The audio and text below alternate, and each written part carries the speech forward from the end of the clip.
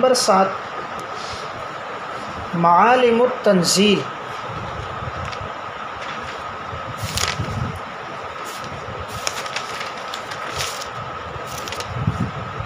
المعروف تفسیر بغوی. امام محی السنہ حسین بن مسعود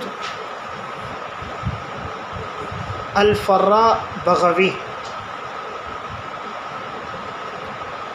متوفی 516 ہجری. یہ تفسیر 4 جلدوں میں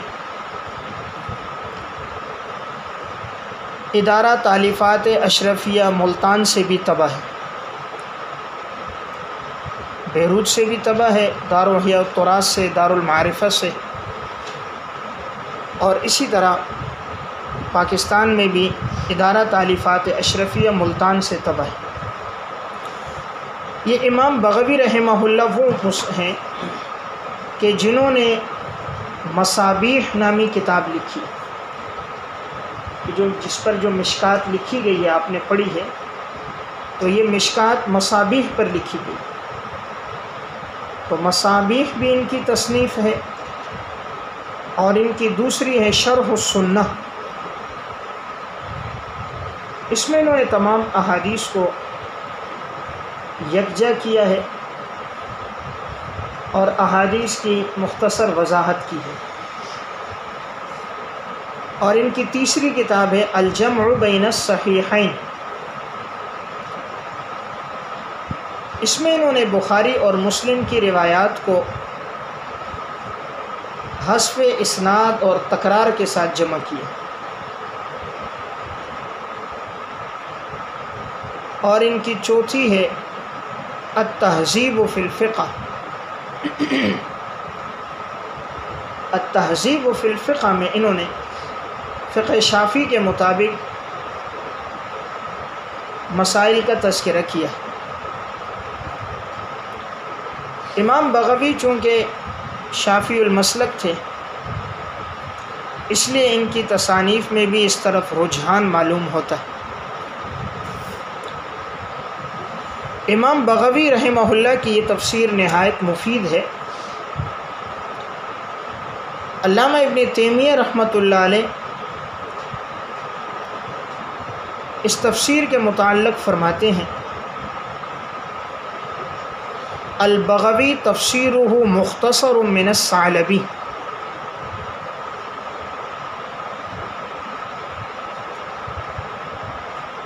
لکنہ صان تفسیرہ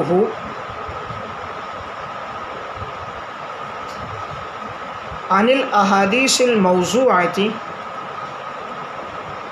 والآراء المبتدعہ. مقدمہ فی اصول التفسیر صفحہ 19. یعنی علامہ ابن تیمیہ فرماتے ہیں کہ البغوی تفسیرہ مختصر من الثعلبی، امام بغوی کی یہ تفسیر امام ثعلبی کی تفسیر کا اختصار ہے. لیکنہ صان تفسیرہ عن الاحادیث الموضوعہ، لیکن ان کی یہ تفسیر موضوع روایات سے پاک ہے. والآراء المبتدعہ، اور مبتدعہ یعنی بدعت پر مبنی آراء سے بھی یہ تفسیر محفوظ اور پاک ہے. امام بغوی رحمہ اللہ کا ماخذ علامہ ثعلبی رحمۃ اللہ علیہ کی تفسیر الکشف والبیان ہے، لیکن انہوں نے اپنی تفسیر کو اسرائیلیات، موضوعات اور غیر مستند روایات سے پاک رکھا ہے. عموماً اگر کہیں اسرائیلی روایت ذکر کی ہے تو رویہ کے صیغے کے ساتھ،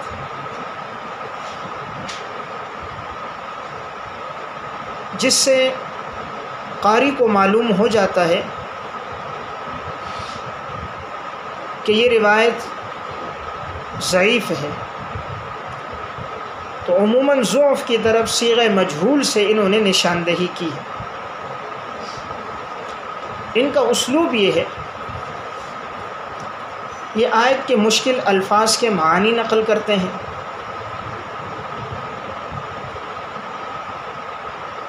اور عموماً اہل لغت کے حوالے سے ذکر کرتے ہیں۔ آیت کی مختصر وضاحت کرتے ہیں۔ ائمہ فقہا میں سے اگر کسی نے آیت سے کوئی نقطہ یا مسئلہ یا فائدہ مستنبط کیا ہو تو اسے ذکر کرتے ہیں۔ عموماً فقہ شافعی کے مستدلات اور استنباطات کی طرف توجہ زیادہ کرتے ہیں۔ اس میں بقدر ضرورت نحوی مباحث بھی ہیں، چونکہ یہ محدث بھی تھے، ان کی احادیث میں المصابی اور شرح السنہ ہے، اس لیے اس کتاب میں غیر مستند روایات اور موضوعات نہ ہونے کے برابر ہیں۔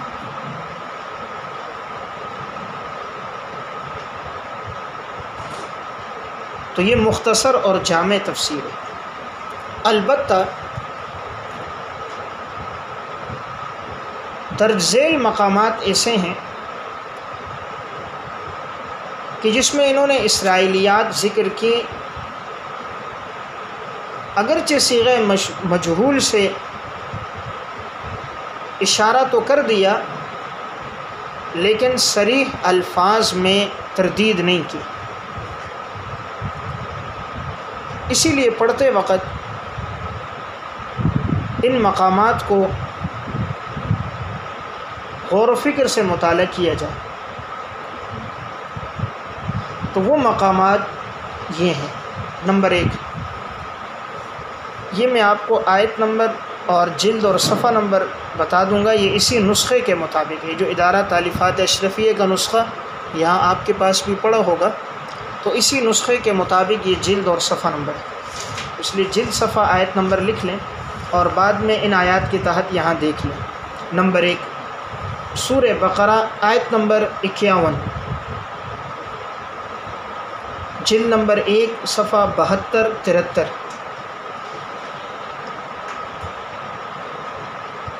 نمبر 2، سورہ بقرہ آیت نمبر 102،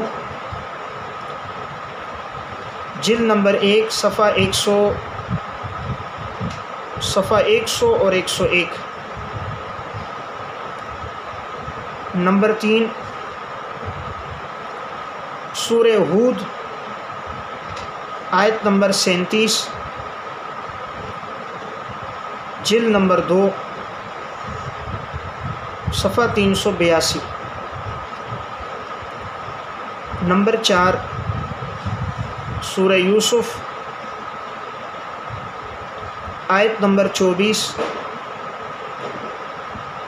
جلد نمبر 2 صفحہ 418، 419، 420۔ نمبر 5، سورہ کہف آیت نمبر 94، جلد نمبر 3 صفحہ 180، 181۔ نمبر 6، سورہ کہف آیت نمبر 18،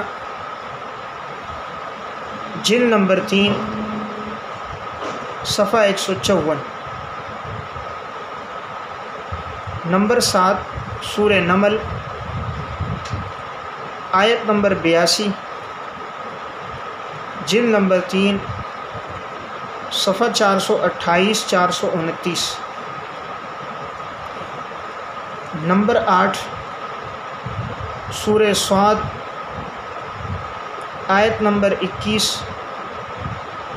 جلد نمبر 4 صفحہ 52-53۔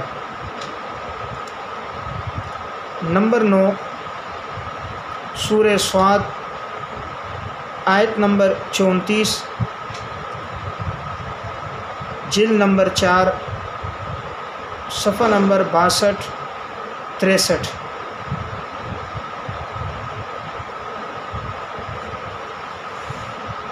نمبر 10 سورہ بروج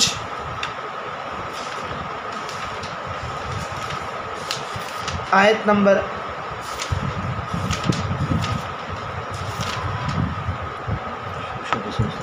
21-22۔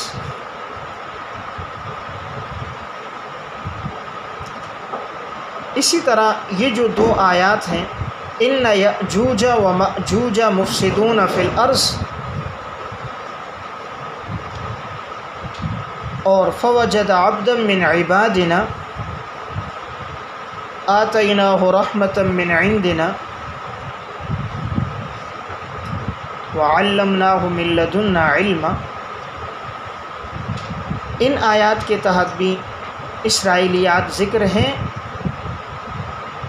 اگرچہ مصنف نے ان کی طرف اشارہ تو کیا ہے لیکن صراحتاً تردید نہیں کی، اسی لیے ان درج ذیل مقامات جن کی نشاندہی کی گئی ہے، پڑھتے وقت ان مقامات میں جو روایات ذکر کی گئی ہوں جب تک ان کی تحقیق نہ کر لی جائے انہیں آگے بیان نہ کیا جائے۔